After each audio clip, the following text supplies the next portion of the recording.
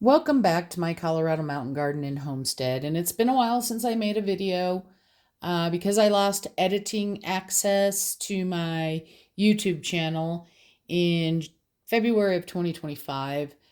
I got it back sometime between August 2025 and December. I didn't realize it till December. So I'm going to do a few videos. I don't have a lot of fancy things. I have a phone, which I'm doing my video on, and I have a tripod. So, other than that, I'm a gardener and a cook, and I don't get any money for making these videos. So, if I ever put a link below, just know it's a link. I don't get any monetary money for it. If I ever do, you'll be the first to know because that's a rule on YouTube that if you get any money from links that you share.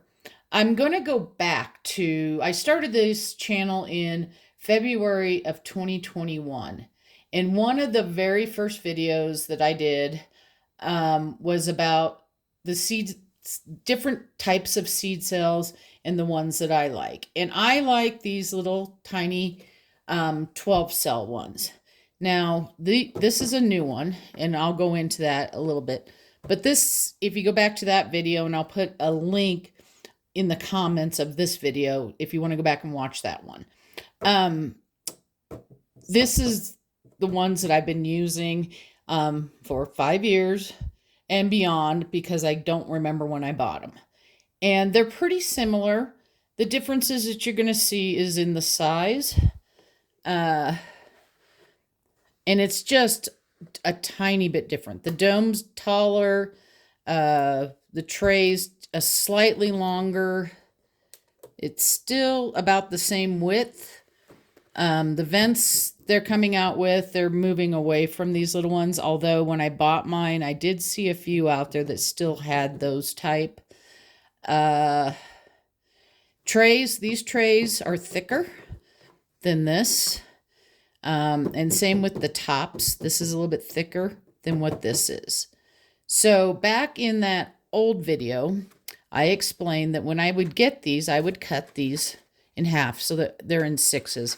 And the reason for doing that is that it's easier to take out just one if I need to water, put that half back in, and then once they're done drinking up any water that your seeds need, I always water from the bottom. Then it was easy for me to just hang on to one side and pour that water out. So it wasn't standing in the water because that's going to cause root rot, dampening off, all sorts of things. So I would cut these. And in doing so, now some of these didn't have lines in them. The ones that do, where I got most of the failure was going to be on that cut side. You can see that, where that's cracked. Now, granted, I've been using these for a long time, and I try to be careful when I remove my seedlings. I don't squeeze the bottom. I usually use something to loosen them up if by just gently squeezing it like this doesn't loosen them up enough so I can get them out. So I also explained that if you have a big tray, you can still cut those big trays up. But one downfall, and I am one of the people that says use a dome. And because I'm in Colorado and it's very dry here, and we're having one of the worst winters as far as snowfall. I don't know if it's ever, but it's at least in the top 3. It may be all time. I don't remember. The mountains have gotten a little bit of snow, so maybe we've caught up. I don't know. So I stepped and broke a lot of these when I was getting them out of my garden shed. I had my arms full, stepped over a box. These were in a bag, and I cracked the bottoms and the tops of these. So that's why I had to order new ones. So I figured that's a perfect opportunity to show you how they come. I don't know how many total I broke. It was probably a little more than 10 of them, but I just bought a package of 10 because when we had the big windstorms. For those of you who were here in December in Colorado, we had some big windstorms, so I had a lot of damage as far as my greenhouses and stuff. So this is going to be a rebuilding year, and I'm going to be mostly just doing small garden things on my deck. I'm not doing the whole full blown thing because I am not going to have time, nor the money to rebuild some of the stuff, and get it done before gardening season happens. It's going to happen over the spring and the summer, and hopefully by fall I can plant some broccoli and stuff like that and have some fall broccoli and some fall plants, and then I'll be all ready for next year. So I'm going to bring the new ones back over here. And one big change, at least in this brand that I bought, and this was a 10-pack, and it worked out, not including taxes and stuff like that, to be about $1.60 per tray setup. So top, the vent, the dome, the bottom, and the trays. But the one thing that they did, these lovely people, I don't have to cut those in half anymore. So because I have this extra plastic around here, they shouldn't fail as often. These are still not that great. I mean, they're not meant to be used many years in a row, but, I try to be as careful as I can.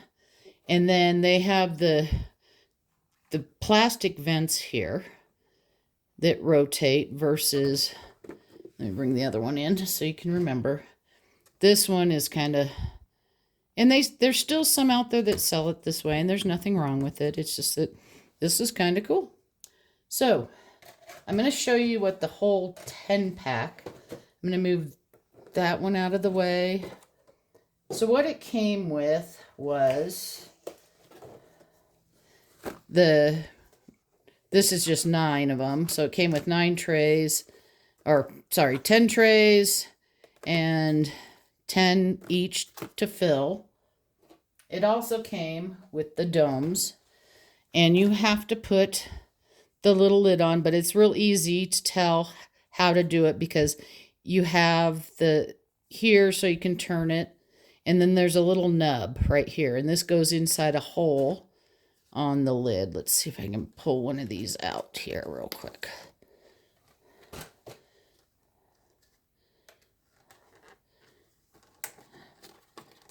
Easier said than done. All right, so let me move that out of the way. So you can see this little hole here, and you just push that in. I'm not going to do it right now because I'm going to do them all at once, but you just push that in, and then you have your dome where you can open it up. If you don't want to use these, you don't have to. You can leave it just like that. It's whatever you want to do because you're the gardener of your homestead, and you can do it any way you want. It also came with, so it was kind of like stacked like that. Came with these little tools, and this is a little seed dibbler. So you can, if you're only supposed to go down, I don't know, it actually does have writing on it, so that's like a 1/4 inch, and then it goes up to me that looks like a 1/2 inch. I can't really tell in an inch. But if you wanted to do that, I usually use this end if I need to put a little hole in there, or my finger. And then these little things here you can use. You can put your seeds on them to slide them in. They're also really good for when you're trying to get stuff out of your tray. Now, they're kind of thick, so I have an old kitchen butter knife that I use. So if you've ever had problems getting your little seedling plants out, use just like a butter knife and gently just loosen that up, and then usually by squeezing it like that and using that little knife, you can usually pop those out. By then, unless they're really tiny seeds, you've got enough where you can kind of pull it out, or even toss it to the side a little bit. But for those that have been gardening, a while, sometimes they just pop right out. Sometimes they're a little harder, but there's enough give in these that you can push up on them and get them out. Or like I said, once you loosen them, you can grab real low down on the plant. You don't want to grab by the leaves and pull up and they come out. That's kind of it in a nutshell. I just wanted to show you that the quality has gone up. You will not find these types of trays in the big box stores like Walmart and Home Depot. They don't sell them. Again, I like them because if I needed to, I could rotate the whole tray if my plants are leaning. One of my excuse me, my grow shelves actually sits up above and it can get light from outside. So sometimes on that shelf, my plants do lean towards that sun, so I can flop it around if I don't want to turn the whole tray. I like them because if all of the seeds that were in this one have sprouted and these were still going slow, let's say it was different kinds of peppers, then I can still, I'm going to move this big stack out of the way and bring over the other tray. I could still, so I had, let's say I had jalapenos and poblanos in here. The jalapenos sprouted, so since they sprouted faster than the poblanos, first thing you want to do is you want to take them off the heat mat, because I would have probably had this on a heat mat, and I'm going to put it in another container, and I'm going to take the dome off at that time. But that way I could still keep those ones in here. I do not write directly on the side of any of my trays, even the big ones. I use painter's tape, or if I don't have painter's tape, I use masking tape. I put that along the side, and then I can simply, let's say if these were two different kinds, I can put a line here and put jalapenos and poblanos. I can put the date that I planted them on and things like that. And then at the end of it, you can take that off so that you can reuse these rather than wrecking them and crossing things out. I don't use any fancy pens. I use a Sharpie on my tape. So usually before I plant one of these cells, I turn it over, I put the tape along here, and then write what I'm going to be planting in it. And that seems to help keep me organized. Now, let's say I had poblanos and the jalapenos, they had germinated. The one thing I will do, maybe I had some habaneros that hadn't germinated. I might take them out of their seed cell, add them to this one, cross off jalapeno on that tape and write habanero. It just depends on what I'm growing. I'm not growing, I don't think I'm going to grow, if I grow any peppers, I'm only going to grow a couple, because again, I'm going to be gardening mostly on my deck. I'm going to do some of the dwarf tomatoes, the micro dwarfs. I'll probably put in one planter a tiny Tim, and in the other one put in a couple of the orange hats. And I think I'm going to do one patio tomato, which will be a determinate, so it grows more like a bush. Gonna have herbs out there too. So eventually I'm gonna run out of room, because I still want to be able to use my deck to sit outside if I want to eat at my table and things like that. And that's the deck that's up where the deer can't get to it. The back deck I could put a few things on, but the deer and my dogs could get to it, so we won't be using that. But you can follow along. I'll be doing videos from time to time.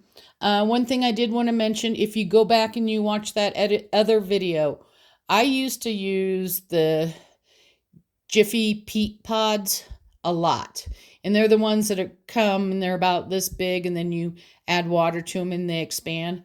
I quit using those. And the main reason why I quit using those is because the quality had gone down so much. I didn't use them in 2025. I used up some old ones that I had here in 2024, but I started noticing in 2023 that I was not getting the germination rates that I was. and that the medium inside of those peat pods had changed. I don't know how. I don't know if they've started adding Coco Coir to it. I've tried Coco Coir. It's a great medium. It's pretty cheap, but it just doesn't work as well for me. So I use sphagnum moss, peat moss, and when I'm mixing anything myself to make things, most of the stuff I do purchase, and that's just because it's easier. Although with the prices going up, as everybody knows, next year this year is small, so I'll probably still purchase bags, but next year I may be mixing my own again, just because I can buy the different types of things that I need for cheaper than the pre-made stuff, and then I can control what I want to use. I will still have to buy compost as compost and mix that in. I can't produce enough compost here to refurbish an entire garden and or replant just pots and things like that.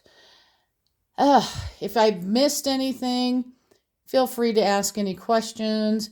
If you want to subscribe, you can. Again, I get no money for this. If there's enough views, I'll keep making the videos, but at some point in time, if people quit watching, then it's not worth my time to try and explain what's going on. I can use it to be out in the garden. I hope you're having a wonderful day and happy gardening.